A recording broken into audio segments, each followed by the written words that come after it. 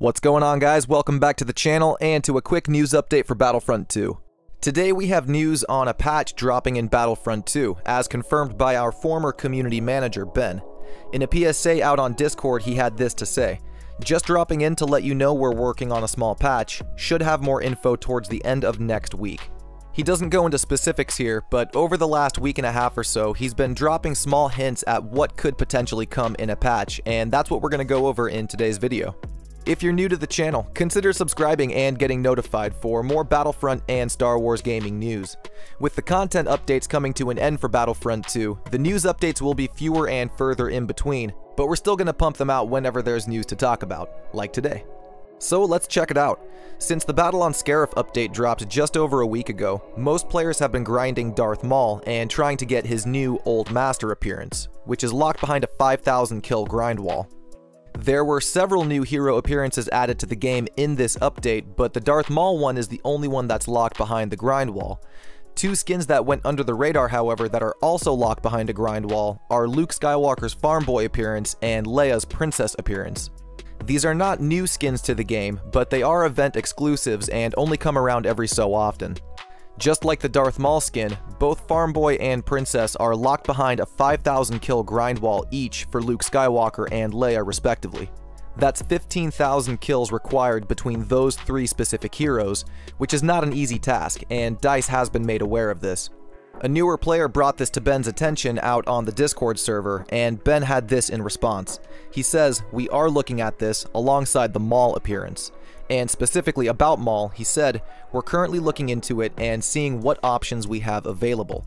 We will keep you posted once we have a direction, and any changes made will always look to take into account progress you've already made where possible."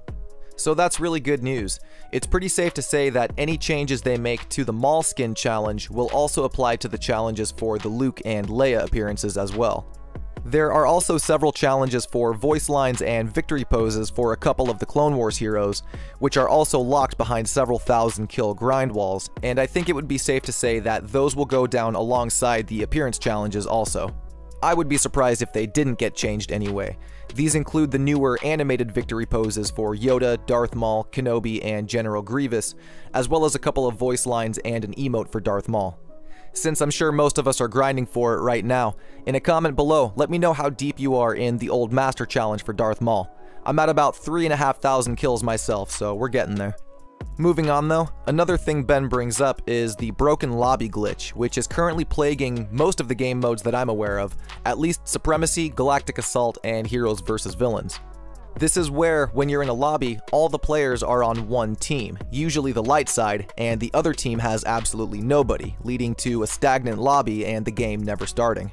This is actually an outstanding bug. This has been in the game for several months, and it was supposed to be patched a couple of months back. At least that's what the patch notes for that specific update said. Unfortunately, it did not get fixed, and it's been in the game ever since. Ben directly responded to a post about this out on the Battlefront subreddit, and he said the team is investigating this issue. That was just over a week and a half ago, so hopefully between then and now, the team has identified the problem and can work a solution into the upcoming patch.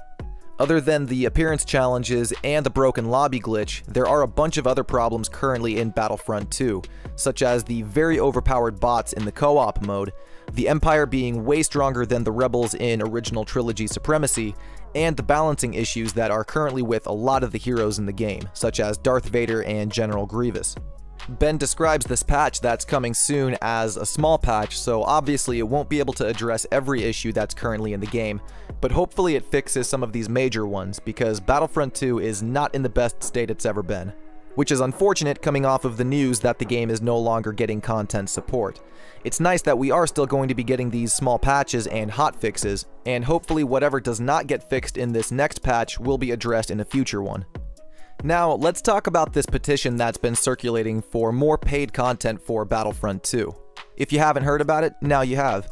It's a petition that's been making the rounds and has actually made headlines in gaming news.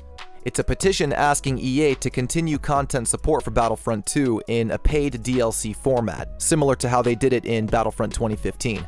Currently, the petition is sitting at just over 25,000 signatures, which is impressive for having been started just about a week ago.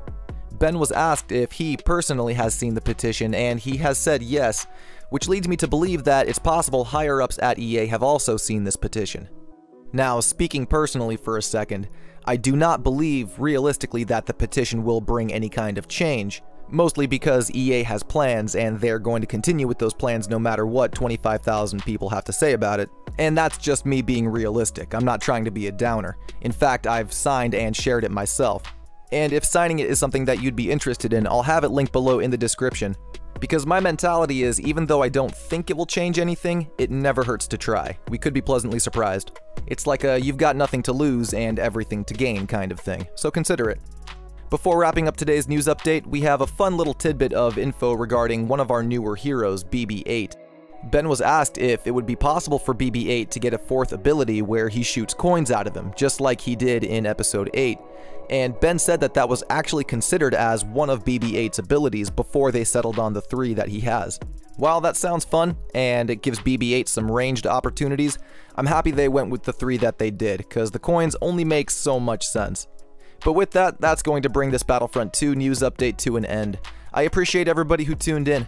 Once again, if you haven't yet, consider subscribing and getting notified for more Battlefront 2 and Star Wars gaming news like this. And if you liked today's video, be sure to give it a thumbs up. Give it a thumbs down if you didn't, but either way, drop a comment below and let me know your thoughts. That's going to do it from me. I appreciate you stopping by the Star Bazaar, and I will see you all out on the Battlefront. Peace.